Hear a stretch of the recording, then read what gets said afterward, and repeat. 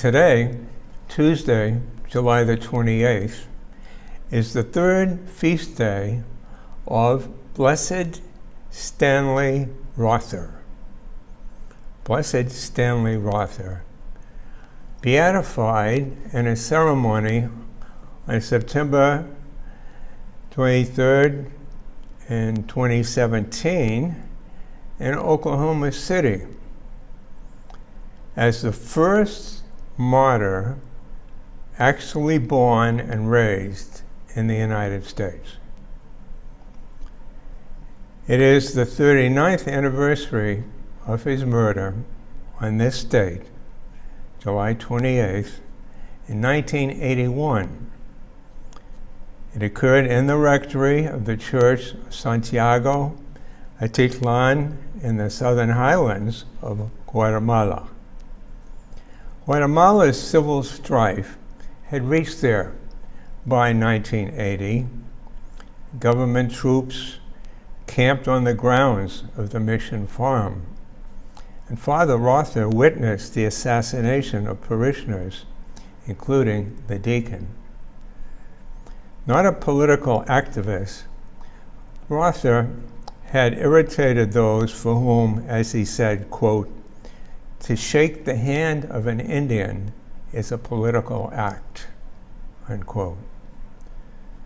Thus, on December the 1st, 2016, the decree of Pope Francis confirmed he had been killed, quote, "in odium fidei," unquote, in hatred of the faith, allowing him to be beatified. Born on March 27, 1935, Stanley Francis Rother attended Catholic school, decided to try to become a priest, attended local seminaries, but after 6 years was advised to withdraw due to difficulty with studies. However, following consultation with his bishop, he then went on to attend Mount St. Mary Seminary in Emmitsburg, Maryland, my seminary, where he completed his studies in 1963. He was ordained that May 25th, and then served 3 parishes around Oklahoma. 5 years later, in 1968, having learned that a priest was needed to serve in Santiago Atitlan, which had been adopted as a mission by his diocese of Oklahoma City/Tulsa. At his own request, he was assigned to the mission there in the rural highlands of Guatemala. He got into a Chevy and drove the 2,000 miles there, where he would spend the next 13 years.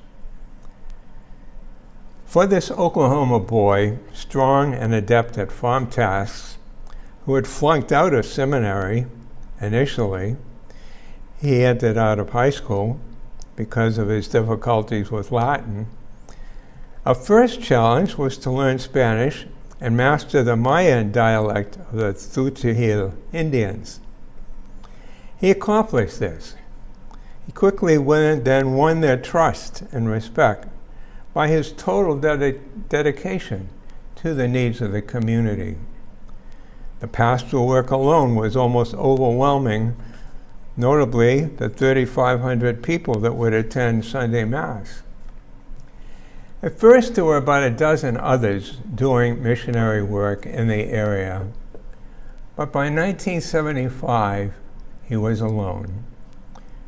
There, he celebrated Masses in 4 different locations and baptized about 1,000 new Christians annually. He could be found wielding a hoe, organizing weaving, or performing acts of generosity and friendship. He was accepted into the inner circles of village life and received a unique honor in that he was given the name Padre Apias, translated as Father Francis a nod to his middle name. For his part, he was so inspired by the faith and simplicity of the Tutsi people that he could not imagine a life apart from them. Increasingly, however, the government was targeting the church for trying to achieve more equality for an increasingly discontented people. Once violence reached Santiago Atitlan, Rother and his team were increasingly threatened. Yet he did not want to return to the United States and leave the sheep to fend for themselves. However, in January 1981, his own name received 8th priority on a published hit list. Persuaded that he now was a risk to his pastoral team, he agreed to leave the country and return to Oklahoma. But he could not bear to remain so far from his flock. During this time, he spent a week back at Mount St. Mary's Seminary, praying in the seminary chapel and on Mary's Mountain, and talking with the rector, Father Harry Flynn. After the week, he told Father Harry he knew what he must do. By Holy Week, he had returned to Santiago Atitlan, realizing what it might mean. Initially, things seemed calm, but then on the night of July the 28th, 3 masked men burst into his room with the intention to kidnap him. Knowing this inevitably meant torture and eventual death by being tossed down a well, he struggled and cried, "Kill me here." They complied, shooting him twice in the head. Unpretentious and mild-mannered, Rother was, in the truest sense, a pastor whose life was a constant self-giving. In laying down his life for them, he guaranteed that he would never leave his beloved flock. After the funeral, his body was returned to Oklahoma for burial. His family agreed to the urgent pleas of his parishioners, however, and allowed his heart to be interred in the Church of Santiago Atitlan. Ground has been broken for construction of a national shrine in Oklahoma City. Meanwhile, the chapel at Mount St. Mary's has been designated the Archdiocese of Baltimore Shrine of Blessed Stanley Rother.